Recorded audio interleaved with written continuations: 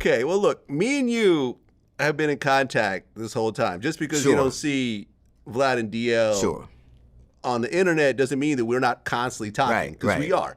And one of our talking points over the last couple of months was Joe Biden. Yes. And I said after the debate with Trump that he should drop out. You did. His cognitive ability, I didn't feel at the time, was up to par for him to get reelected. Now, you argued with me about this. Well, I argue from a historical perspective that a sitting president is the same one that a political mathematician, Alan Lichtenstein, argues, that there's very few incumbent presidents. As a matter of fact, it hadn't happened to a Democrat in 123 years where they were an incumbent president and lost. So it was a historical argument that I was having. But when I watched that debate, I knew they cut the microphones off, but the oxygen too? I was like, but I was like, damn. Does he even know we gonna lose? But it was so funny because as fast as people forgot January 6th, I was gonna forget June 26th. They could have rolled him out there like Weekend at Bernie's. Like, to me, if they can vote for a criminal, I could vote for a cadaver. I didn't give a fuck. I swear to God. It could have been Crypt Keeper, because that's just how strongly I feel. But you were absolutely right. And you had the sentiment of I just didn't, there are a couple of things I didn't think.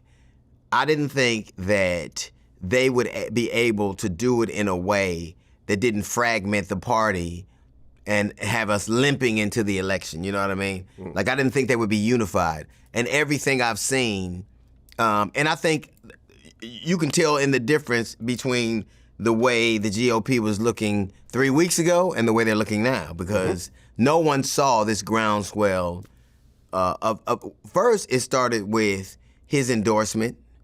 She inherited his infrastructure. Then all those people, the black women, got on the calls, and then there was money, and then it was nobody challenged her. It was like, it was kismet. All those things had to line up, and Democrats very rarely do this. So I thought, usually it's more of a circular fire squad. So I didn't believe it could be possible. Well, yeah, and you have a relationship with Biden, because I remember when we had that conversation, you had just gotten off of Air Force One, where you had a whole conversation with him on the whole flight. So I understand there's loyalty. But look, I also voted for Biden in the last election. I wasn't speaking from, a position of hatred or, I'm a pro-Trump guy, so I'm rubbing it in. No, like, I voted for Biden last time. I was not going to vote this time if Biden ran. You see what I'm saying? So I was coming in from a point of concern. And ultimately, I was right. No one's ever seen this before. This historically has never happened. Nobody dropped out this close to the election. But I will say this. No one's been this old before, though. Keep that in mind also. Well, now Trump. This is the oldest. Now Trump is the oldest. Yeah, if he wins. Yeah. No, he's the oldest. Running. Biden was running for re-election. Trump is running for election. So Trump is a. So because he skipped the term. So, he didn't skip. He got fired. Yeah. He didn't skip. He got fired. He got fired. And the thing that's amazing is how, like, I just didn't see these, like, it's black women for Kamala, it's black men for Kamala, it's white dudes for Kamala, it's Latins for Kamala, it's Asians for Kamala. They had Republicans for Kamala, like, literally Republicans for Kamala. Now Donald Trump knows what it's like to be left for a younger woman. You know what I mean? Like she's doing so well. Like, literally, if he keeps slipping in the polls like that, the only way he's gonna be able to keep her out of the White House is if that motherfucker buys it and refuses to rent it to her. You know what I mean? That's the only way that's gonna happen. Well, remember, originally he refused to debate her. Right? I would. Right. And you had an excellent point when I talked to you about this. Vlad, I'm married to a black woman. Yeah. I'm 0 and 95,000. I'm not gonna argue with you. You've never wanted an argument. I have never won an argument. That was worth winning. Like, you might win, but the cost is too much. Yeah. Like, you were in the middle of the day, and did you tell that to your bitch? Now, see, we was talking about gas prices. Next question, Wolf. I just think, I think the problem with them, people like him, and the Fox News and that whole cadre of people, they only play home games. They only play in friendly confines. Right. He wanted to only do it on Fox originally, remember? But where does he go? He never, the NABJ, but I think that when he went to the NABJ, he was told wrongly that he had more, like he always touts this support of black people, this groundswell of black men. And I think he thought that was the case, and I think it isn't.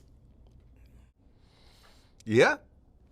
I mean, it's interesting because I almost feel like there's an Obama enthusiasm, like Obama-like enthusiasm with Kamala right now. It is. And somebody said something I think is very interesting. I think she was born of the movement. People wanted change. They had told us for years, much like you had said, that they didn't want to vote on these two candidates. They didn't want Nikki Haley and DeSantis, who I disagree with vehemently. They actually made a point. They said whoever gets rid of the 80-year-old candidate first is the one that most likely will win. But I think the country is excited about having an opportunity to see something different and to be told. So people made a president, and you have to give him a lot of credit. He's a man I respect a lot. I don't think I've ever... A powerful white dude would rather get shot than give up the presidency. And he did it. And I think he did it because he truly loves his country. So there's no... This conflation they make between Trump and Biden, they're different types of men. I think one clearly loves the country, and one's whole ethos is about what he can do for himself. But I think this doesn't happen. If he does it earlier, then there's a contentious fight for the nomination. I think then, you have the donors fragmented, you have the delegates. So I think everything just had to be in line, and I think the kind of leadership he exhibited, making sure they all came together and give her the best chance to be the 47th President of the United States of America, I think is noteworthy.